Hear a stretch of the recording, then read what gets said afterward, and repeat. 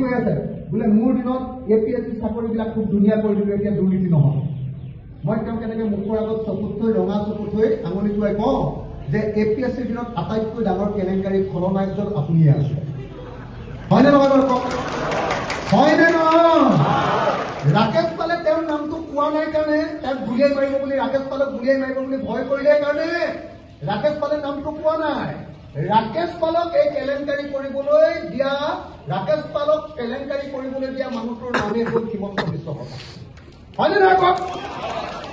ৰাকেশ পালক কৈছে যে ৰাকেশ পাল কংগ্ৰেছৰ বোলে অজগৰ সাপ আছিলে কংগ্ৰেছৰ দিনত। অজগৰ সাপ। যদি ৰাকেশ পাল অজগৰ সাপ, তেতিয়াহ'লে হিমন্ত বিশ্ব শৰ্মা কি? এই হাততকে ডাঙৰ বস্তু এটা আছে কি? আন্না কুন্ডা। আন্না কুন্ডা। বুজিছে নাই? ৰাকেশ পাল যদি অজগৰ সাপ, তেতিয়াহ'লে হিমন্ত বিশ্ব শৰ্মা হ'ল APSCৰ আন্না কুন্ডা। হয়নে নহয় কওক?